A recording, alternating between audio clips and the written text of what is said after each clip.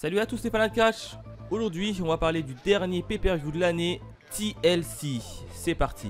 Et on démarre ce premier match pour le titre de champion par équipe de Raw. The New Day contre The Hurt Business. Shelton Benjamin et Cedric Alexander face à Kofi Kingston et à Xavier Woods. Alors ici, je vois une victoire du New Day, tout simplement parce que d'un côté, on a une équipe assez soudée, The New Day.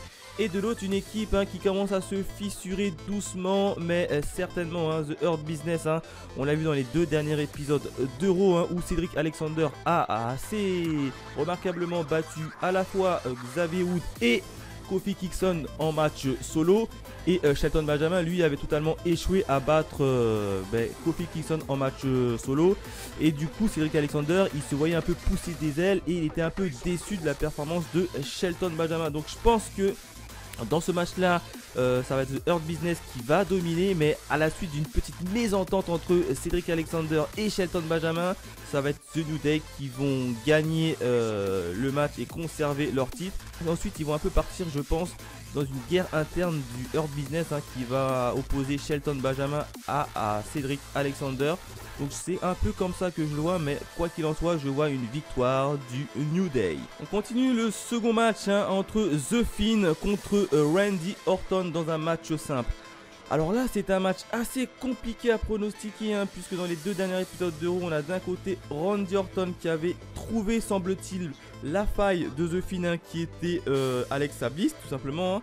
Et de l'autre côté, dans le dernier épisode de Raw, on a The Fiend qui avait porté son fameux prise finisher, The Mandible Blow, à Randy Orton. Match assez compliqué à pronostiquer, mais je vois quand même une petite victoire de Randy Orton, tout simplement parce qu'il est assez calculateur et très réfléchi. Donc je pense qu'il ne va pas hésiter à prendre Alexa Bliss et à l'utiliser comme bouclier, ce qui va un peu faire paniquer The Fiend et qui va tout simplement perdre ce match. Donc je vois quand même une victoire de Randy Orton pour ce match.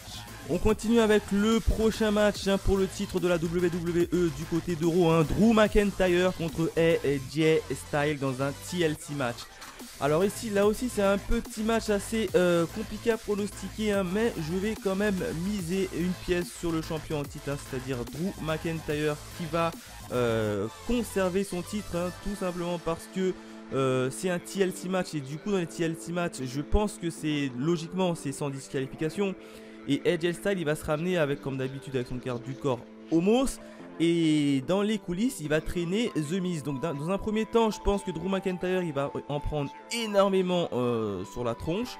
Mais ensuite, il va tout simplement clémorer la face de AJ Styles, voire de Omos.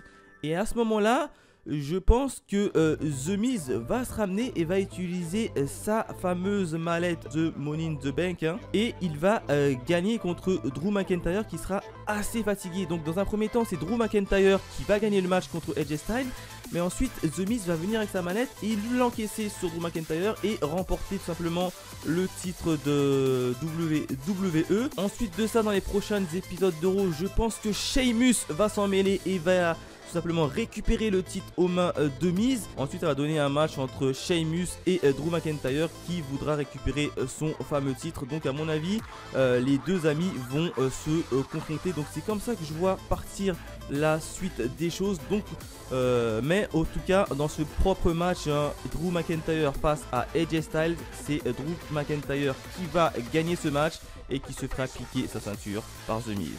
Prochain match, cette fois-ci c'est du côté de SmackDown et du côté des filles pour le titre féminin. Sasha Banks contre Carmella. Match assez compliqué également à pronostiquer, mais je vois quand même une victoire de Banks contre Carmella, même si Carmella a quand même défait à plusieurs reprises Sasha dans les derniers épisodes de SmackDown. Je vois quand même Sasha Banks remporter cette victoire et conserver son titre, tout simplement pour continuer un peu la storyline. Prochain match du côté féminin, mais cette fois-ci c'est par équipe. Shayna Baszler accompagnée de Nia Jax face à Lana et Asuka. Alors là, ça va vous étonner, mais je vois une victoire de Lana et d'Asuka pour le titre. Tout simplement parce que on a Lana qui a été énormément putschée par les officiels de la WWE. Donc je la vois pas perdre face à Shayna Baszler et à Nia Jax. Et d'un autre côté, on a Asuka qui est totalement seule et qui n'a pas réellement d'adversaire, en tout cas féminin, pour son titre à elle. Donc je pense que le fait de faire perdre Nia Jax et Shayna Baszler va leur permettre simplement de casser cette alliance, et ça va permettre à Asuka d'avoir une adversaire pour les prochains matchs ou prochains pay-per-view. Donc victoire de Lana et d'Asuka.